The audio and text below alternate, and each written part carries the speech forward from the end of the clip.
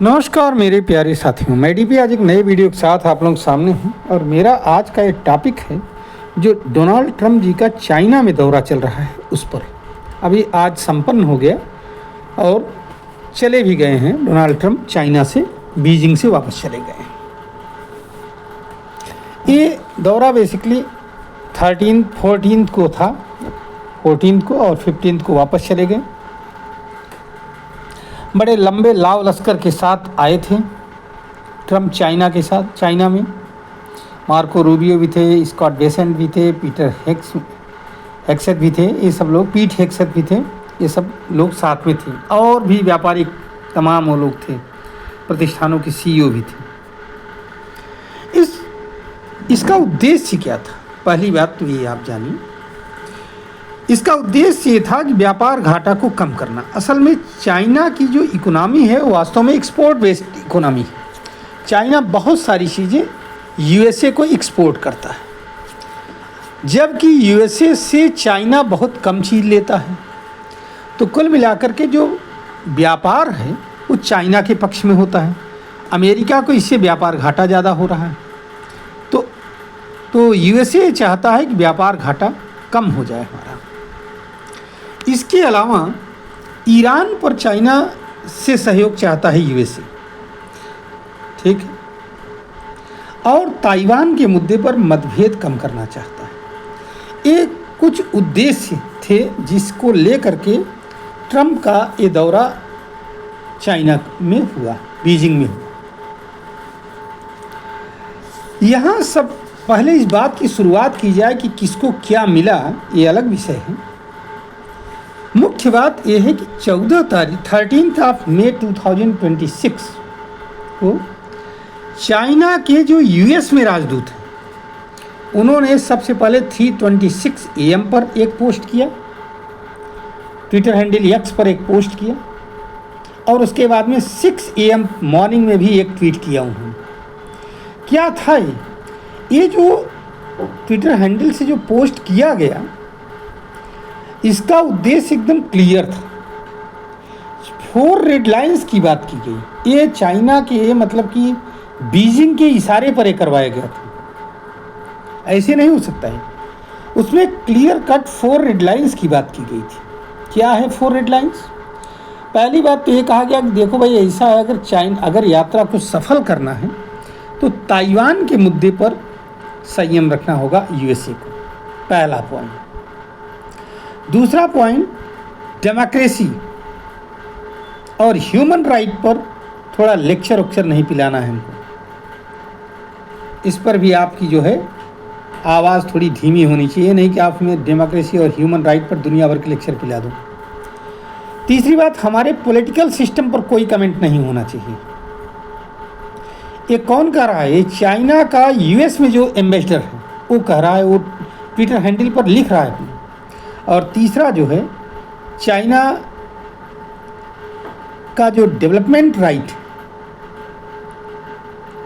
वो जो है एकदम निश्चित है, कंफर्म है, उस पर आप ज़्यादा अपना वो मत करो। म्यूचुअल रिस्पेक्ट करो, विन टू विन कोऑपरेशन होना चाहिए और पीसफुल कोएग्जिस्टेंस की बात होनी चाहिए।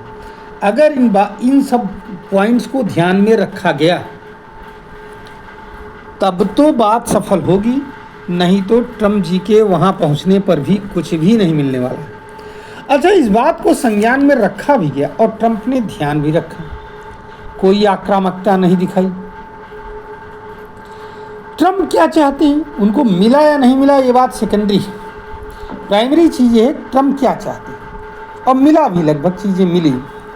जैसा कि मीडिया रिपोर्ट्स के हवाले से खबर आ रही है, चाहे वह बहुत सारे ऐसे वो हैं मीडिया हाउसेस हैं जहाँ से कि आप देख सकते हो, हर जगह छाया हुआ है।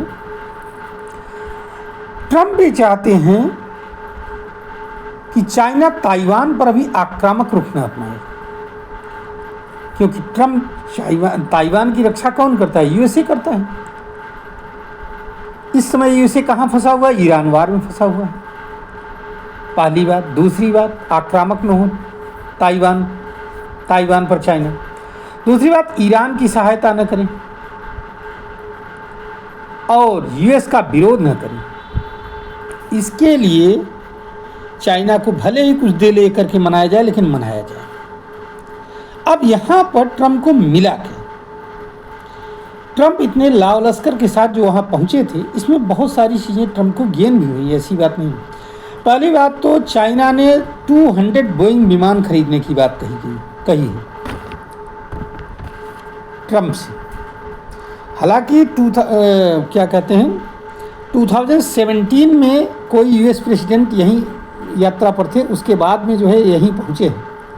हमारा अंदाज़ यहीं थे, ट्रंप ही थे उस समय भी। 2017 में भी ट्रंप थे, तो उस समय 300 बोइंग विमान खरीदने की बात कही गई थी, लेकिन अब ये 200 कही गई। दूसरी बात, ट्रंप ने चाइना को इस बात के लिए राज़ी कर लिया है कि आप 40% तेल, LNG ये सब हमसे खरीदेंगे, यूएसए से खरीदेंगे।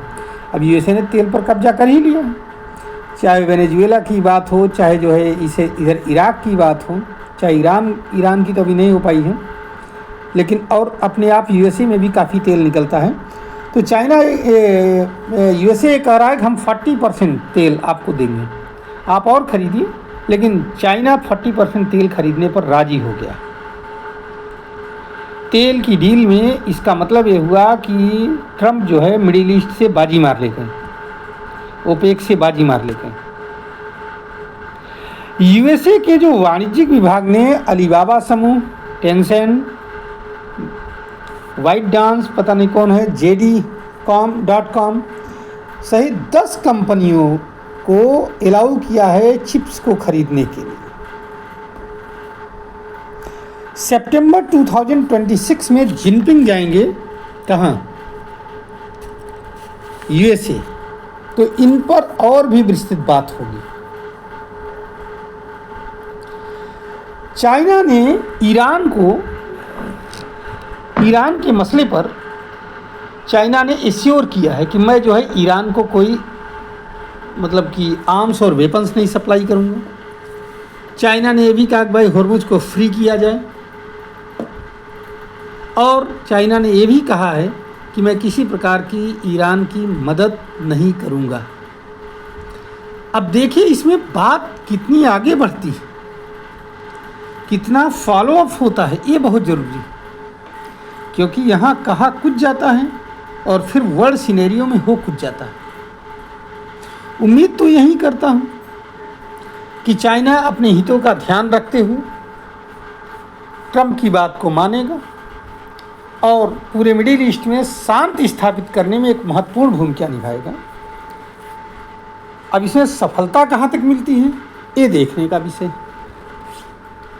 चलिए, मैं अपने वीडियो को यहीं पर विराम देता हूँ।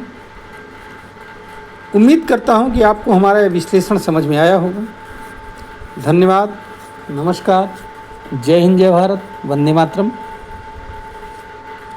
अगर आपको अच्छा लगा हो तो आप हमारे इस वीडियो को लाइक करिए, चैनल को सब्सक्राइब करिए और वीडियो को शेयर भी करिए। एक बार पुनः नमस्कार।